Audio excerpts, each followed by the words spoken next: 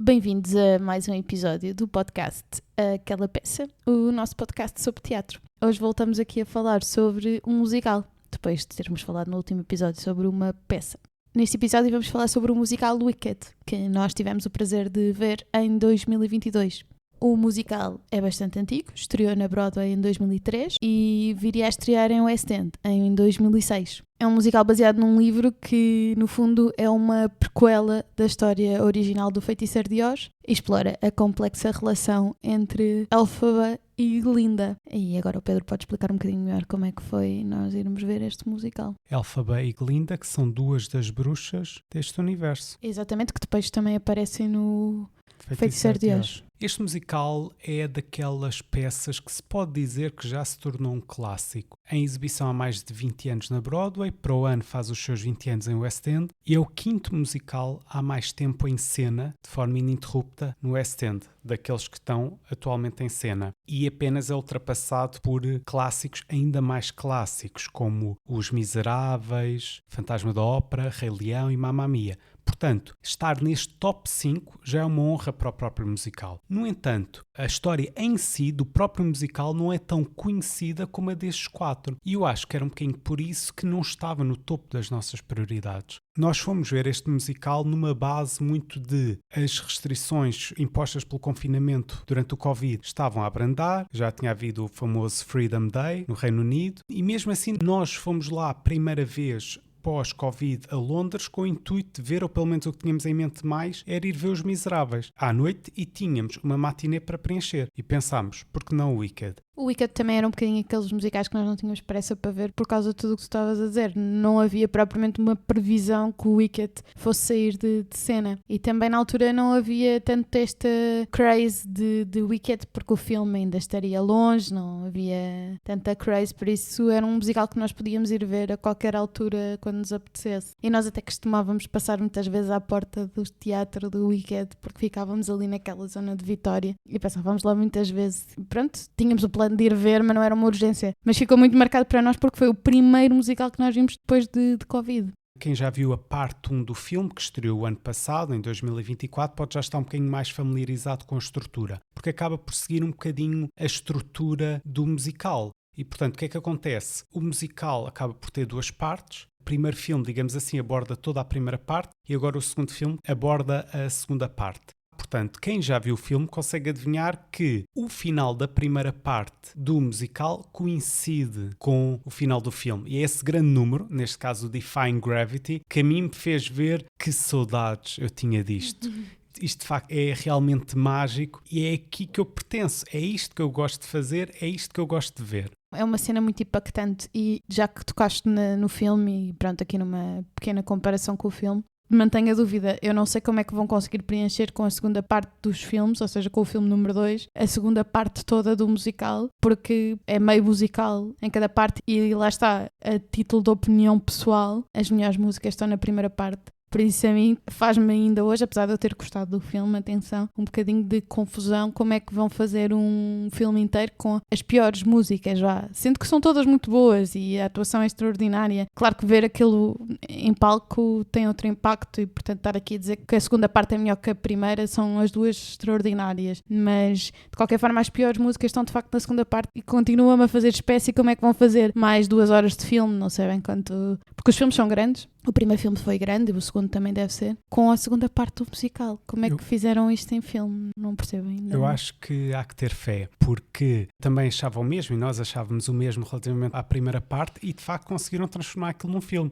Conseguiram esticar para 2 horas e tal, não me lembro, para aí 2 horas e meia, qualquer coisa do género, uma coisa muito maior do que a primeira parte do musical no teatro, mas efetivamente conseguiram fazer e, portanto, eu tenho fé, genuinamente, que vão conseguir fazê-lo. Claro que contra essa tentativa, vamos ver o que é que sai dali, porque contra essa tentativa está o facto das, para mim também, as melhores músicas, as músicas mais conhecidas, o Popular, o Defying Gravity, o Dancing Through Life, todas essas músicas estão na primeira parte e, portanto, eu não sei como é que vão mesmo conseguir um feito semelhante relativamente ao segundo filme, mas em novembro lá estaremos no cinema para ir ver.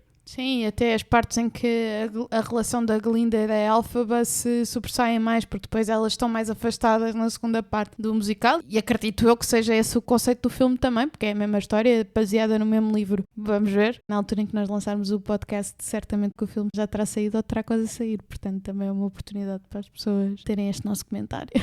Irem ver, quiçá. Eu acho que a passagem para o cinema também é uma forma de eternizar a peça. A peça acaba quando acabar, mas o facto de passar para filme é sempre uma forma de eternizar estes musicais e que acaba por ser positivo. Mas, de qualquer das formas, é um musical que já vinha com um legado fortíssimo. É por isso que eu dizia que tenho fé que, com uma boa equipa, com uma boa produção, que o segundo filme vai resultar tão bem como o primeiro. Não nos podemos esquecer do seguinte, isto é um musical que na altura até levantou grande polémica na Broadway. Isto é um musical que concorreu contra o Avenida Q para melhor musical nos Tonys daquele ano. E o Avenida Q ganhou por causa de toda o que nós chamaríamos hoje em dia como uma mistura entre uma campanha viral e uma campanha de marketing de guerrilha, digamos assim. Também explorando a questão dos votantes para os Tonys. As pessoas que cá não têm noção disso, os votantes para os Tonys são muito menos, mas muito menos pessoas do que os votantes para os Oscars, para os Emmys, para os Grammys. E, portanto, bastava ali fazer uma operação de charme junto de um conjunto muito selecionado de pessoas que conseguiam ganhar os Tonys. E assim o Avenida Q conseguiu fazê-lo. Só qual é que é a questão? O Avenida Q hoje em dia é uma memória, pertence ao passado. Se calhar um dia voltará, se calhar não voltará. Será difícil voltar nos termos em que ele foi... É um musical espetacular também, atenção. E isso as pessoas devem estar familiarizadas porque já houve cá, não é? Sim.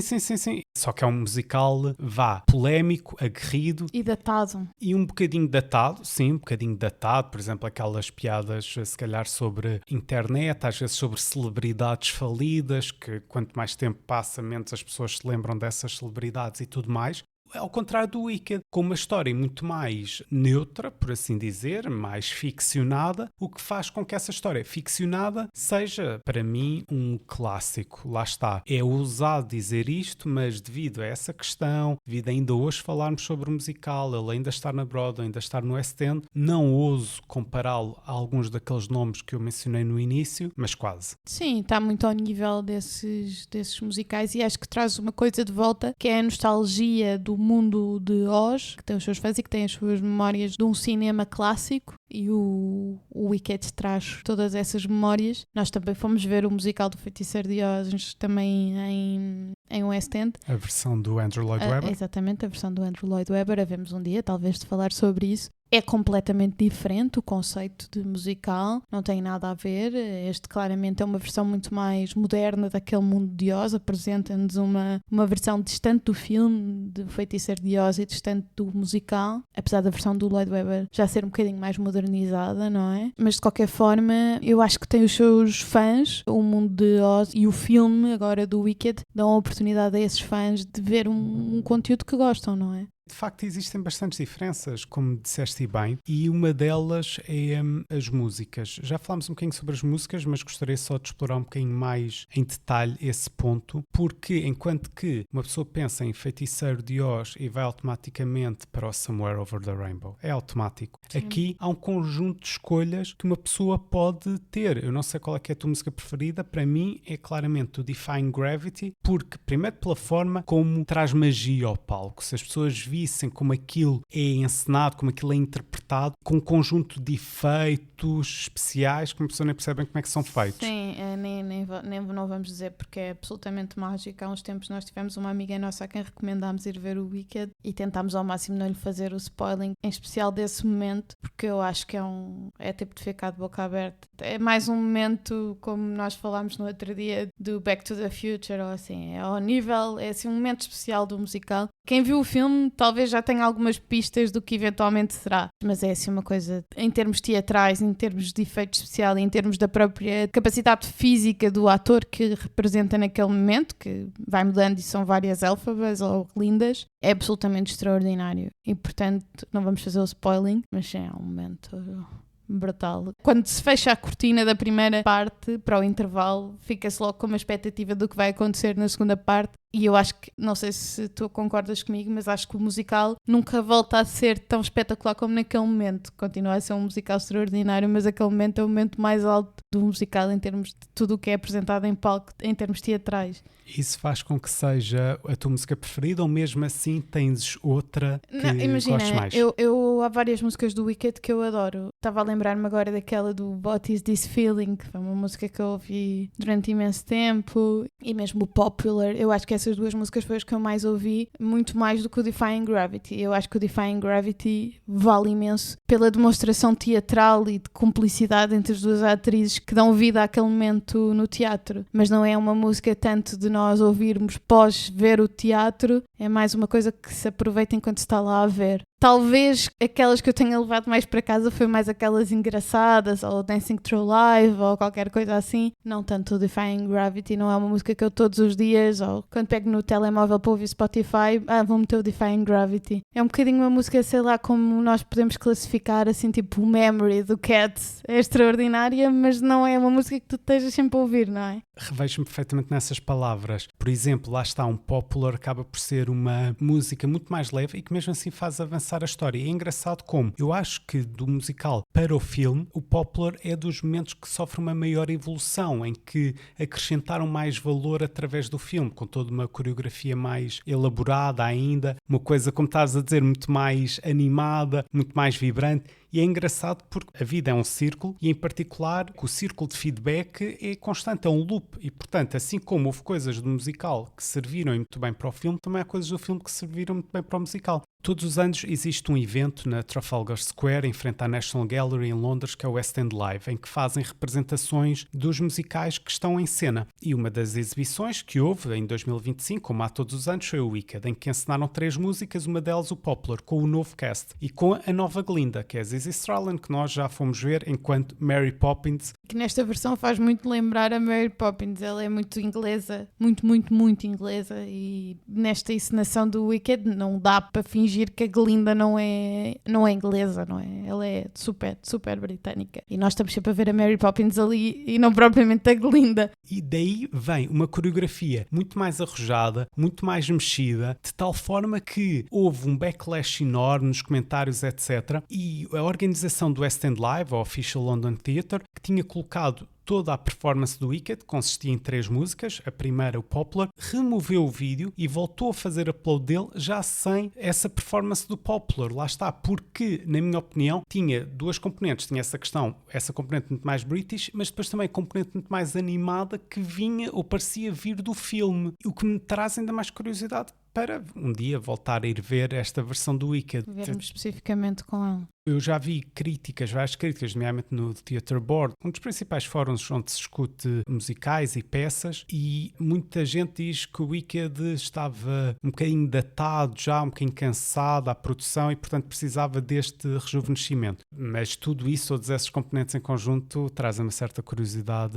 em ir ver novamente. De qualquer das formas, o desempenho é fabuloso, de tal forma que é mais do que suficiente, pelo menos quando nós fomos ver. Não tínhamos como Glinda a Zizi Stradlin, mas tínhamos também outra figura bastante conhecida em palco, a Lucy Jones, a atriz bastante experienciada do teatro musical, neste caso como Elphaba, e Lucy Jones essa que chegou a representar o Reino Unido no Festival Eurovisão da Canção, e todas as performances, obviamente com destaque para a Elphaba, para a Glinda, são mais do que suficientes, são fabulosas para encher aquele teatro todo. Para encher no sentido naturalmente metafórico, ainda que seja preciso uma performance altamente vibrante para espalhar toda aquela energia no que é o maior teatro do West End, com 2.359 lugares. Nós entramos e vimos logo que era uma coisa enorme. Sim, era daqueles que olhava-se para cima e via-se cadeiras, olhava-se para baixo, via-se cadeiras, olhava-se para o lado, via-se cadeiras, era um mar de cadeiras. E é engraçado porque no início nós não temos tanta noção do tamanho do palco, por isso parece-nos que é muito mais pessoas e não tanto palco, mas o palco depois toma um protagonismo total quando começa a peça.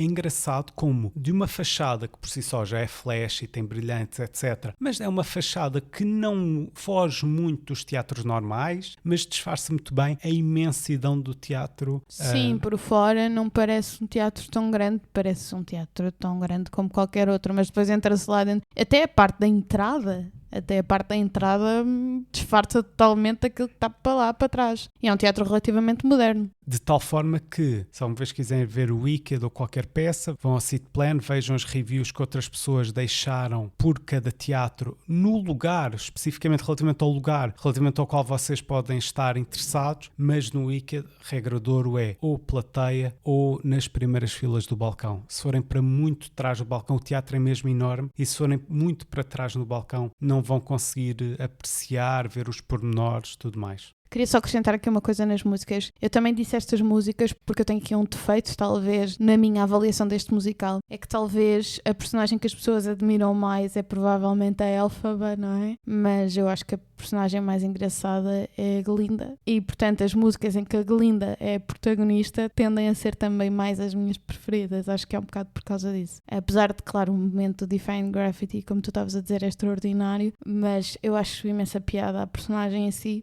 Não achei que a Ariana Grande fosse assim tão extraordinária como Glinda. Por exemplo, a Glinda que nós vimos no teatro era muito mais Glinda no meu imaginário do que a Ariana Grande. Seja como for, as minhas músicas preferidas acabam por ser as músicas em que a Glinda é mais protagonista, porque acho que também, para dar corpo àquele conceito de pessoa, também dá muito trabalho, apesar de, claro, que a Elphaba tem que se maquilhar e tem que ser assim uma espécie de bruxa boa barra má, barroque, várias personalidades numa só pessoa. Também é uma personagem absolutamente extraordinária e tem que cantar extraordinariamente bem para poder fazer aquele grande momento que nós estávamos a falar há bocado. Mas pronto, tenho aqui um bocadinho essa preferência pela personagem da Glinda. Posto isto, acho que só nos falta aqui falar sobre a nossa habitual classificação. Eu vou ser muito pragmático. Vá lá, 4,5. Acho que 5 tem que ser genial, e se fosse um musical de 5, nós provavelmente já estaríamos a ansiar voltar lá. E neste caso, até queremos voltar, mas por uma mudança de cast, e esta mudança específica.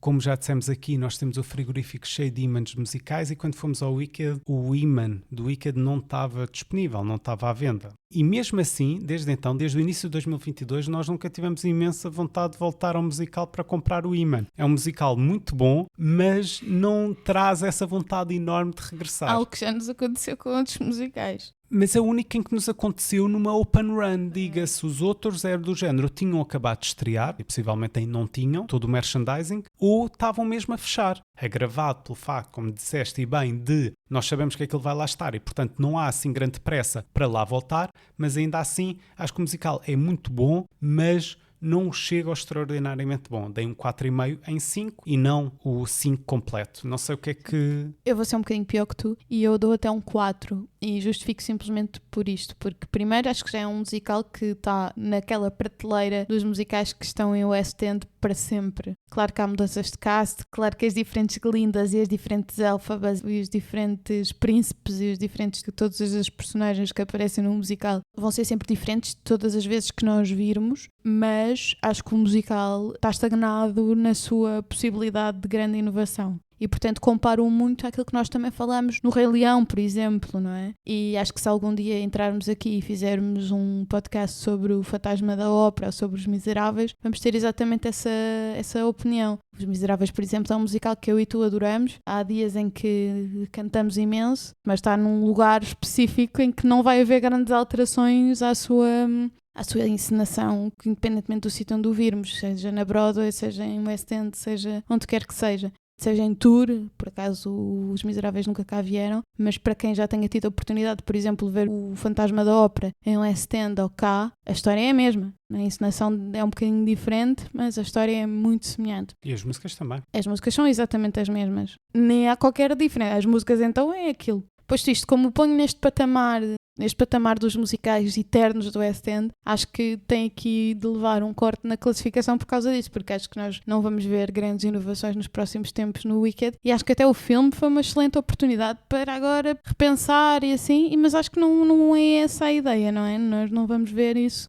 Se formos ver agora nos próximos tempos, não vamos ver isso. E eu não tenho assim tanta ansiedade para ir ver o Wicked no futuro. Quer dizer, ainda agora estávamos a dizer, agora antes de fazermos o podcast eu estava aqui a lembrar-me de algumas músicas e a cantarolar algumas delas, mas não sei se numa próxima ida, eu acho que aquilo que é capaz de nos fazer ir é este caso atual e queremos ver esta atriz a fazer de Glinda em particular. Mas não sei se vamos ter assim muita urgência. Deixa-me só fazer aqui um paralelo, porque eu acho que tu atribuíste ao facto de ser um musical que neste momento quase que é eterno, ou vai ficando, associaste esse facto à tua classificação, mas eu tenho ideia que deste 5 ao Rei Leão, e aí eu acho que tem muito a ver com uma coisa, que é o Rei Leão tem sabido reinventar-se. Tem havido prequels, tem havido remakes em imagem real, a própria Disney vai abrir uma área temática associada ao filme na Disneyland Paris e, portanto, nesse aspecto tem havido uma grande reinvenção. O filme do Wicked, ou os 2 filmes, a grande reinvenção foi dividir em 2 partes, porque aquilo de musical passou para o filme,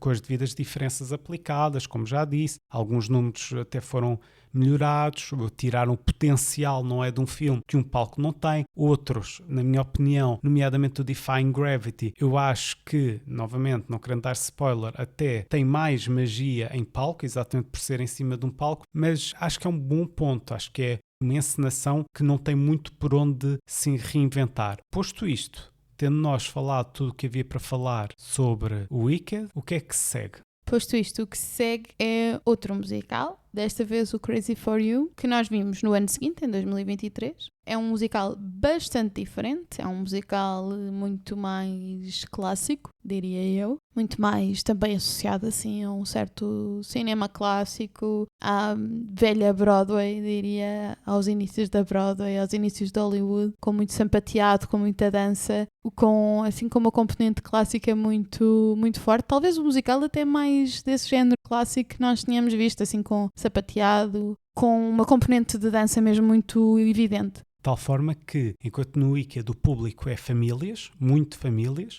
no Crazy For You era, acima de tudo, população mais sénior. É verdade, porque lá está, é este tipo de musical assim mais clássico. E éramos, com 99% de certeza, os mais novos naquele teatro inteiro. Achas?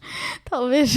Claramente já não te lembras. Não me lembro, mas sim, era assim um bocadinho mais... Parecia que estávamos assim numa peça do La Féria. É o género. O que faz lembrar é assim um bocadinho o ambiente de um teatro de revista, até no tipo de fatos que utiliza, porque lá está, inspira assim uma época mais anos 50, assim uma coisa mais talvez até anos 20, não é? Diria eu, assim, a época mais aquilo se passa do início do cinema e daquela loucura dos filmes que também incluíam o sapateado, o início de certas canções, assim uma espécie de sentimento do Singing in the Rain, é o género, acho que é o que podemos melhor comparar a este musical, é aquele tempo do cinema e aquele tempo da Broadway, não é? Por acaso estava a pensar exatamente nisso, é como os anos 50 viam os anos 20. É um bocadinho, exatamente, como os anos 50 viam os anos 20, é um bocadinho tipo, se imaginarem os filmes da Shirley Temple ou assim, esse tipo de época e esse tipo de sentimento em palco, e por isso talvez inspire um bocadinho mais pessoas mais nostálgicas desse tempo e menos pessoas mais novas. Agora só nos resta despedir-nos e encontramos-nos no próximo episódio para falar então do Crazy For You e dizer-vos até ao próximo episódio onde poderão vir descobrir aquela peça.